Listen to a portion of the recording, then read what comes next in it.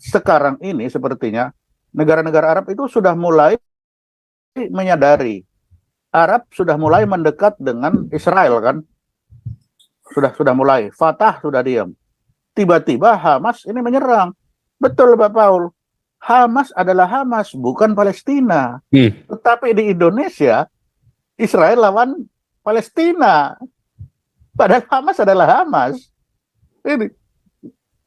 Itu kan bagaikan di kita, mungkin di kita ini. Bayangkan kalau satu saat ada organisasi NGO tiba-tiba nyerang Malaysia dengan pelurunya, gimana coba? Ya. Bisa jadi kan? Nah, itu yang terjadi di sana. Di misalnya Galaruan ini tiba-tiba nyerang Jakarta, apa nyerang itu? Oh, kalau nyerang Jakarta ada apa-apa. Itu masih dalam kota, nyerangnya keluar, nyerang Filipina. Ya, nyerang Malaysia nih, atas nama Galaruan nih. Nyerang Malaysia buat merebut ini kan? Ya. Buat merebut Pinang. Apa enggak kelang kabut itu? Ya, nah sama seperti ini sebenarnya statusnya. Makanya Netanyahu juga seperti itu. Dari Palestina juga sebenarnya sama seperti itu. Bahwa sekarang yang si Hamas. Ya. Hamas. Nah, sekarang tinggal lihat Hamas ini apa sih dapatnya dia? Apa betul dia? Apakah betul untuk Palestina atau berjuang untuk diri sendiri? Ini, dan kita di Indonesia sulit mendapatkan berita ini yang benar yang mana, kecuali orang di luar. Karena kalau berita di dalam, semuanya sudah melihat bahwa Israel adalah penjajah, sehingga beritanya sudah tidak benar, sudah tidak seimbang. Sehingga sulit untuk mendapatkan. Itu situasi sekarang kalau lihat. Dan kalau melihat tingkat kemarahan Israel, ini betul-betul marah ya. Sampai dia menyatakan perang.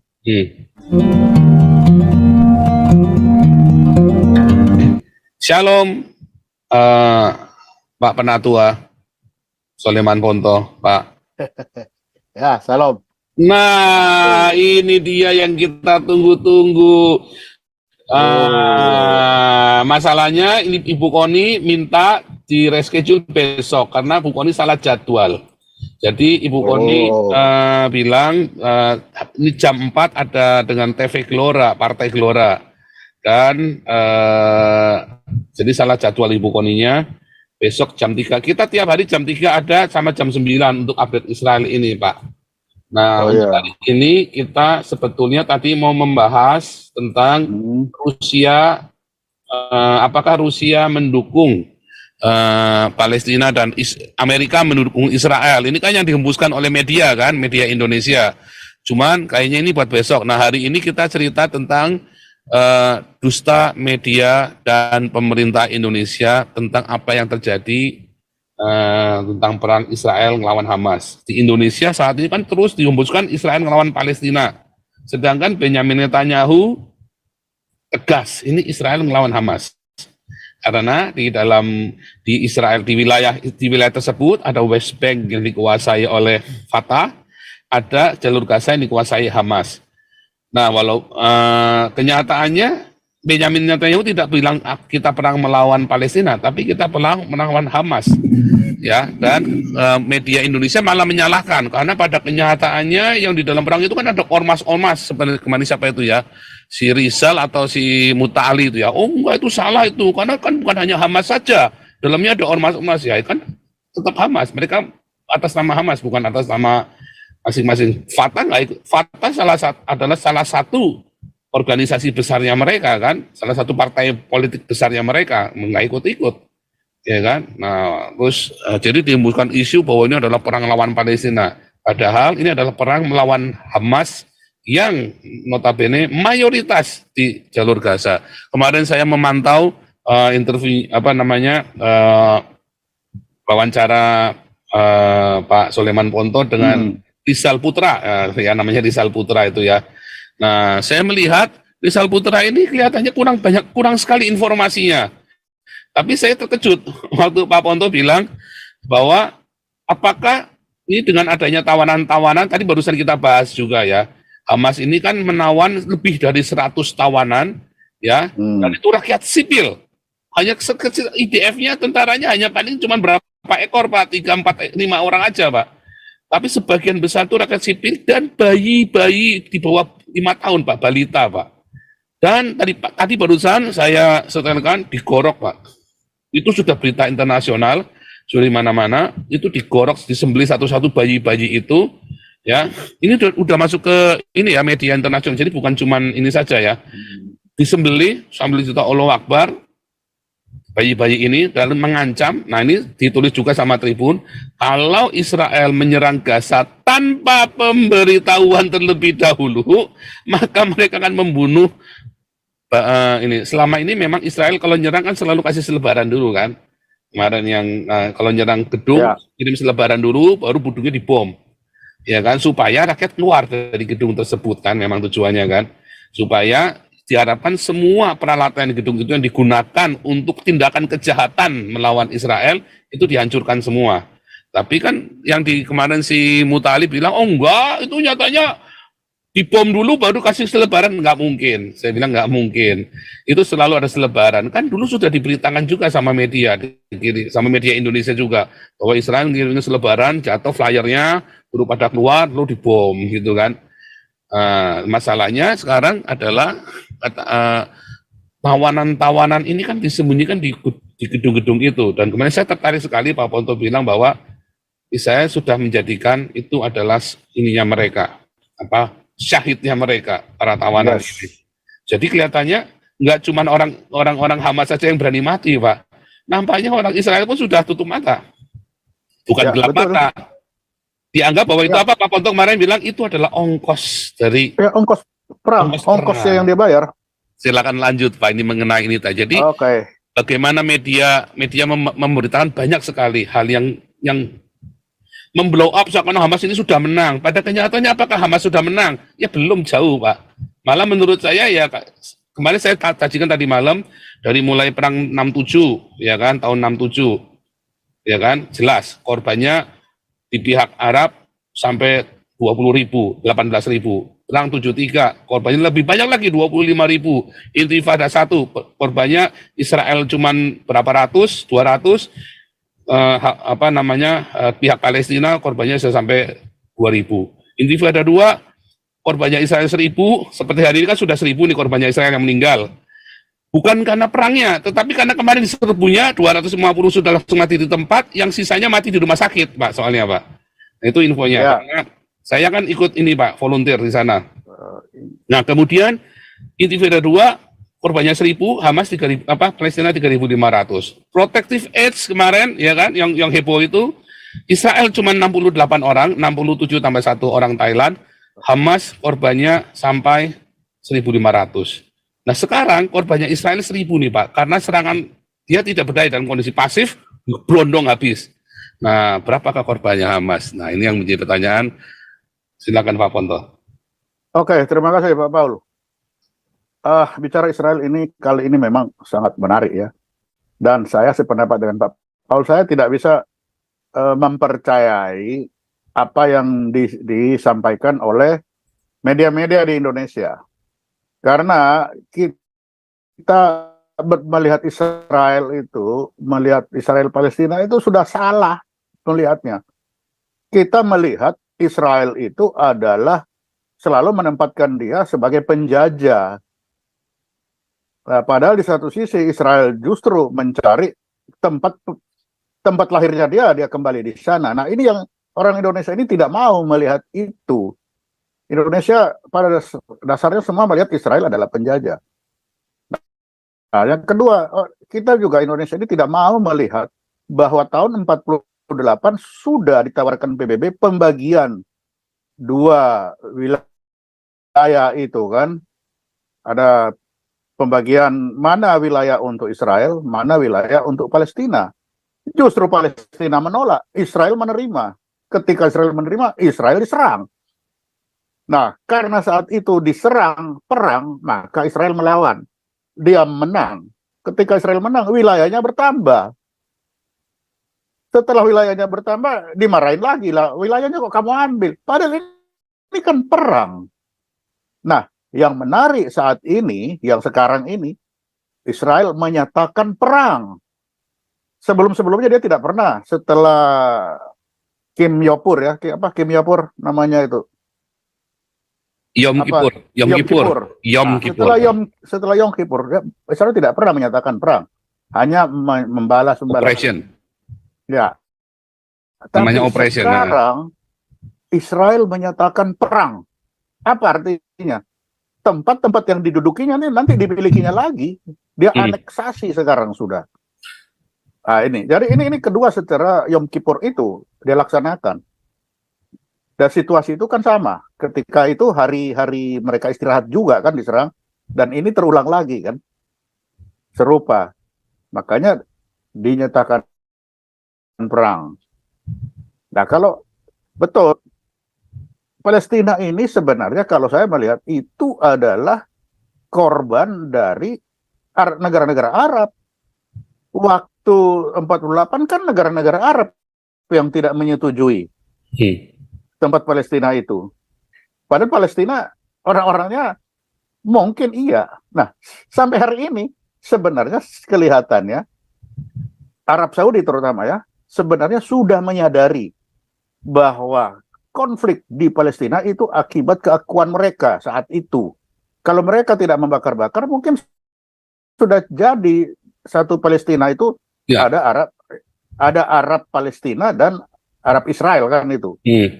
Apa namanya itu di situ itu. Pokoknya sudah jadi. Tapi menjadi dua negara yang berbeda dan masing-masing diakui berdaulat. Ya, betul. Tapi karena keakuan negara-negara Arab saat itu, negara Arab kan yang menyerang. Nah, sehingga kacau semua. Sampai Balfour itu, sampai terakhir. Ya, 1893. Sekarang ini sepertinya negara-negara Arab itu sudah mulai menyadari. Arab sudah mulai mendekat dengan Israel kan. Sudah mulai. Fatah sudah diam. Tiba-tiba Hamas ini menyerang. Betul Pak Paul. Hamas adalah Hamas, bukan Palestina. Tetapi di Indonesia, Israel lawan Palestina. Padahal Hamas adalah Hamas. Itu kan bagaikan di kita, mungkin di kita ini. Bayangkan kalau satu saat ada organisasi NGO tiba-tiba nyerang Malaysia dengan pelurunya. Gimana coba? Ya. Bisa jadi kan? Nah, itu yang terjadi di sana. Misalnya Galaruan ini tiba-tiba nyerang Jakarta, apa nyerang itu? Oh, kalau nyerang Jakarta ada apa-apa. Itu masih dalam kota, nyerangnya keluar, nyerang Filipina. Nyerang Malaysia nih, atas nama Galaruan nih. Nyerang Malaysia buat merebut ini kan?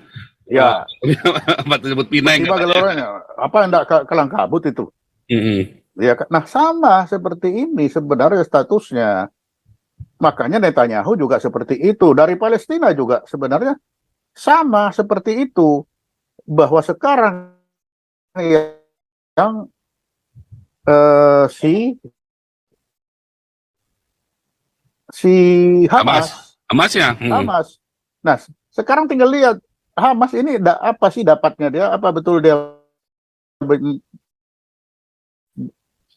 apakah betul untuk Palestina atau berjuang untuk diri sendiri?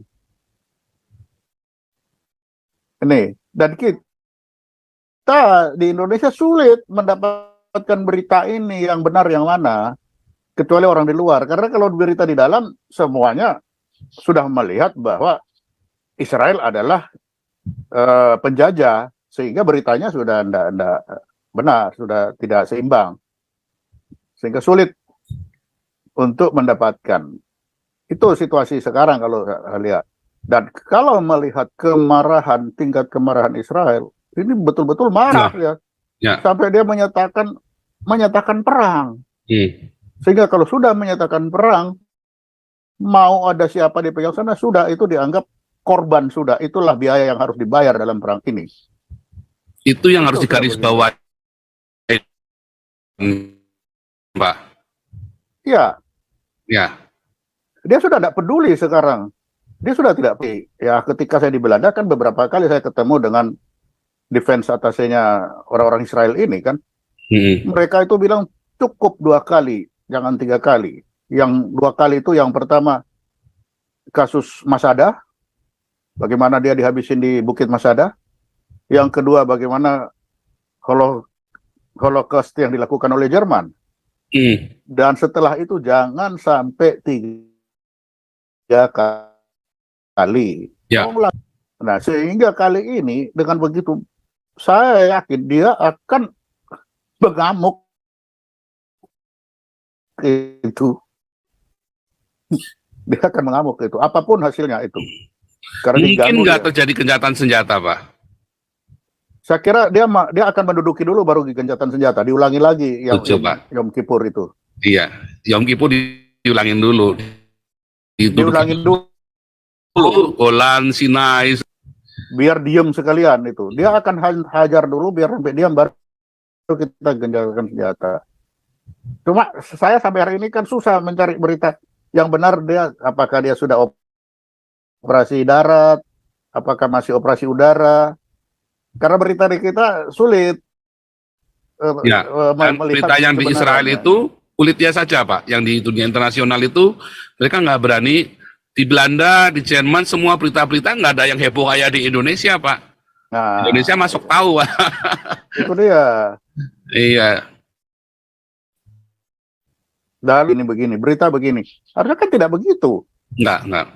Kalau berita, ya berita dia bertembak-tembakan. Kita tidak perlu kasih predikat-predikat dan lain-lain, kan? Apa sih mereka? Kita kan ya, harusnya cerita fakta saja, betul. Ya, harusnya fakta saja diomongin, tapi jangan ditambahin embel-embel. Nggak usah. Opini-opini, asumsi-asumsi. Akhirnya kan malu semua, kan? Oh, sama-sama lihat dari jauh kok. Masih ditambah opini ini, dan itu. Ya, enggak ada yang sedang terhina dari situ. Kita harus jujur, baru kita bisa melihat. Nah, bagaimana orang mau pesta kok tiba-tiba diserang kayak begitu? Itu mana ada orang waras yang mau enggak marah. Ya. Dan catatan dari mulai perang 67, 73, Intifada 1, Intifada 2, Operation Protective Edge, selalu Hamas Palestina dulu yang mulai, dan ini kan betul. penistaan agama nih, Pak. Karena mereka tahu di hari itu Israel itu betul-betul dia akan fokus. Akan berhenti, dia akan fokus. Berhenti, sabat soalnya kan. Tetap. Yom Kippur kan sama hari itu. Nah, dan ini dia ulangi lagi karena memang Israel ya begitu. Ini kita analisa, Pak. Coba lihat ya. Mengapa IDF yang menjaga di festival itu cuma sedikit? Mengapa ada festival itu dan banyak yang datang? Kalau orang datang ke festival, maka dia adalah pasti Yahudi pendatang. Kalau Yahudi lahir di Yahudi, dia harus mau tidak mau sabat, nggak mungkin datang ke festival. Kedua, pasti itu adalah warga negara asing atau warga negara ex-Palestina yang sudah menjadi warga negara Israel yang tinggal di perbatasan 22 kota itu, Pak. Nah, kemarin saya share screen, Pak, ya. Kemarin sudah saya bahas. Ini yang tidak diketahui oleh orang Indonesia. Baik lagi, saya tinggal di sana, Pak. Jadi saya tahu, orang ini wilayahnya, wilayah, kita sebutnya wilayahnya Palestina. Ya, ini orang Palestina, padahal ya mereka warga negara Israel. Ini kan, wilayah ini, kemarin saya ada cerita ini ya. Ini wilayah yang merah-merah ini kan yang Gaza. Ini kok masih tulisannya ini sih Golan, bukan Golan ini ya. Ini kan Sinai, saya salah kemarin ya. Ini adalah Sinai. Saya suka, ini ya, saya hapus dulu, Pak, supaya jangan menyesatkan. Loh, kok nggak mau? Sebentar ya, ini harus saya dulu ya. Ini adalah Sinai, ya. Ini Sinai ya. Ini kan Sinai. Golan di sini ya, Golan yang di atas kanan, yang di kiri bawah ini Sinai, saudara ya. Supaya jangan salah. Dataran tinggi Golan itu kanan. Ya, dataran tinggi Golan maksudnya. Retain and save, ya. Saya ini dulu, Pak, supaya jangan menyesatkan. Nah, ini ya, yang hijau-hijau ini sudah wilayahnya Nazaret. Israel, di dalamnya pagar kawat atau pagar tembok, dan itu adalah sebagian besar adalah orang Palestina, ex Palestina, Arab Palestina, padahal nggak ada suku bangsa Palestina, nggak ada. Mereka orang Yordania, orang Turki, orang Mesir Ya, yang betul. kemudian sudah lama tinggal di Palestina. Jadi nggak ada Ya, suku bangsa Palestina, beda dengan suku bangsa Yahudi ya. Nah, ya. termasuk contohnya yang di hijau yang di sebelah atas itu daerah Nazaret di kota Kana. Kalau kita ke kota Hmm. Nazaret, kota Kana, mereka walaupun itu adalah wilayah Israel, mereka tidak akan mau pakai bahasa Ibrani. Mereka berbahasa Arab. Jadi kalau saya datang ke sana, saya Ya, bilang betul. shalom, saudara, apa, lehi traut, mereka nggak mau. Maunya mereka bilang marhaban, syukran. Maunya begitu. Nah, itu Di fakta. gerejanya Jadi, Assalamualaikum. assalamualaikum. Tapi kalau Hmm. Islam nggak, kalau saya kelihatan saya bukan Islam, mereka nggak mau jawab, Pak. Nggak boleh, Pak, haram, Pak. Oh. Jadi kalau bilang assalamualaikum mereka nggak suka, Pak. Hmm. Saya harus Oh, bilangnya gitu. marhaban. Hmm. Diskriminatif banget. Diskriminatif banget ya. Salam pun didiskriminasikan, Pak. Salam aja nggak boleh, Pak. Saya ditegur, Pak. Saya sama Pak Steve itu pemain saksofon kita. Ya kan sana saya bilang kan shalom, shalom alaikum. Saya bilang mereka semua mandangin begitu, Pak. Terus bilang we are Arab, we are Palestine, we are not Jewish. Mereka bilang begitu, Pak. Jadi so what must I say? Saya bilang begitu kan. Hmm. Just say marhaban. Sambil sengit, just say marhaban. Terus saya bilang marhaban, wah mereka baru senang, Pak. Wah senang gitu kan. Cuman dalam hati saya rasis juga lu ya, kurang asem. Terus saya bilang kenapa nggak assalamualaikum? Because you are not Muslim. Kurang ajar. Nah, ini saya balik lagi, Pak. Jadi di wilayah Hamas ini, Pak, di wilayah Israel yang hijau ini kan sudah di dalam pagernya itu, Pak. Ya, Nah, itu yang betul. diserang sama Hamas, Pak. Nah, itu mayoritas orang Palestina. Jadi korbannya adalah Orang Palestina juga. ya betul. Dan masalahnya mereka sudah warga negara Israel, Pak. Iya. Dan warga ingat negara itu Israel. festival kan? Itu festival hari Sabat. Kalau Dan- Yahudi beneran nggak akan ikut. Nggak akan ikut. Makanya IDF-nya Iya. cuma dikit yang jaga. Iya, betul. Nah, jadi ini yang tidak diketahui oleh orang Indonesia. Iya. Orang Indonesia kan tidak bisa pergi ke Israel seperti saya keluar masuk pakai mobil busak lusuk ke pedalaman, Pak. Bahkan saya Iya, bisa ke betul. West Bank, saya bisa ke Gaza. Pakai mobil, Pak, saya setir sendiri. Sama Iya. Pak Steve. Nah, kemarin sama Pak Steve saya ke West Bank. Saya Iya, bisa iya, begini, iya. nanti kalau Pak Ponto ke sana bisa saya antar, Pak. Nanti Pak Ponto kan dapat undangan dari HIPA sebentar lagi nanti. Bu Koni Ya. dapat nanti mau dikirim undangannya, Pak. Ini kalau jadi, karena ini mumpung dalam Ya. suasananya pas ini kan, suasananya pas sekali untuk mengundang supaya dapat penjelasan apa yang terjadi di Israel. Iya, iya, Ya dong, Indonesia negara yang besar. 280 juta orang makan dari hoax. Iya, Geblek betul. ini, ya kan makan dari hoax kan kurang ajar ini kan media-media ini kan. Kalian cari nafkah dari kebohongan ini. Nah, jadi yang justru kita lihat tadi kalau Pak Ponto kemarin saya kaget. Pak Ponto kok bisa melihatnya dengan jelas banget gitu loh. Beda dengan yang satunya kemarin ya. Wah, ini kurang, wawasannya kurang.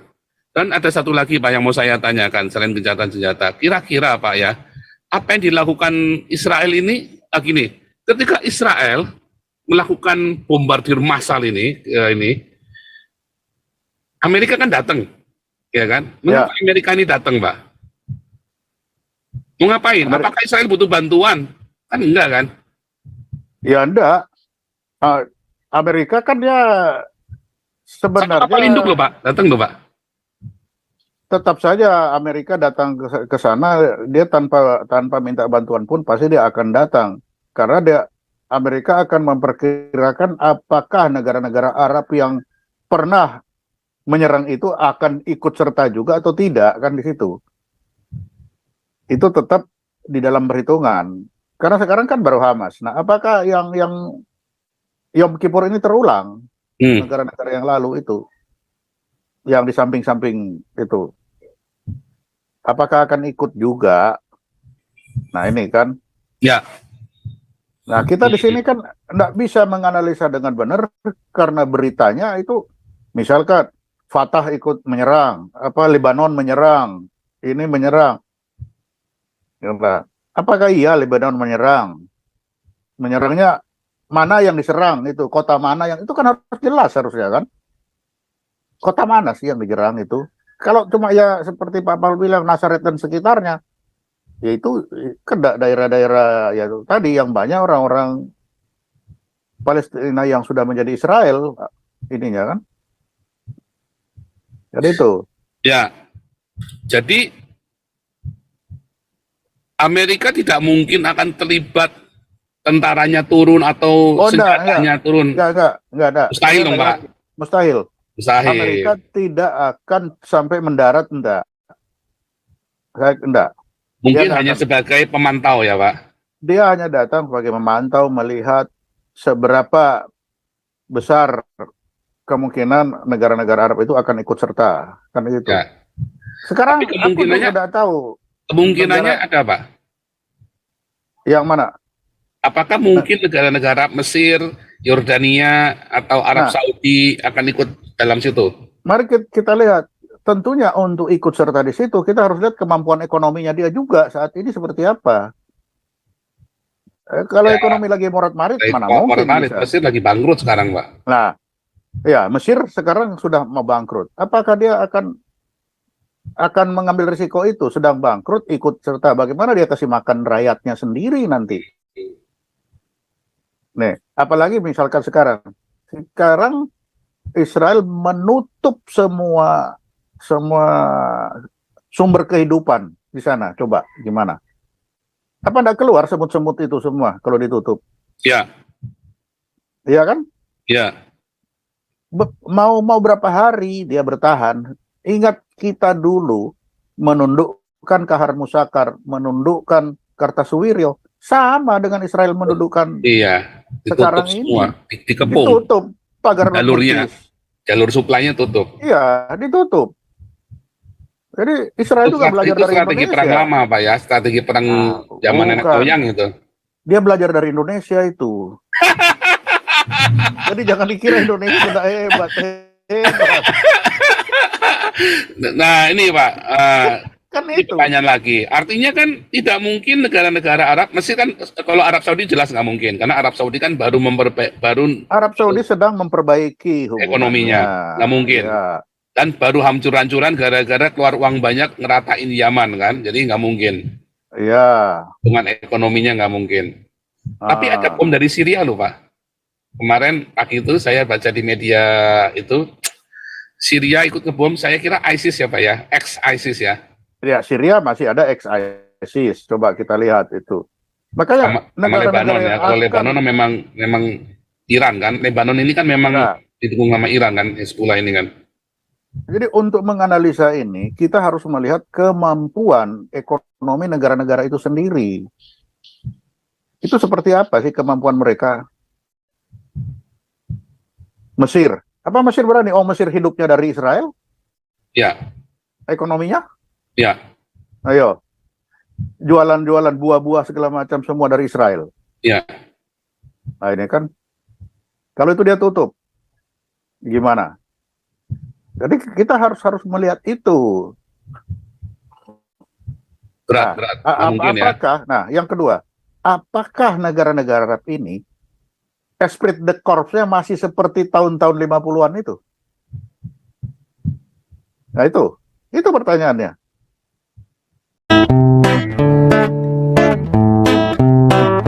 Kau bilang kau menang debat,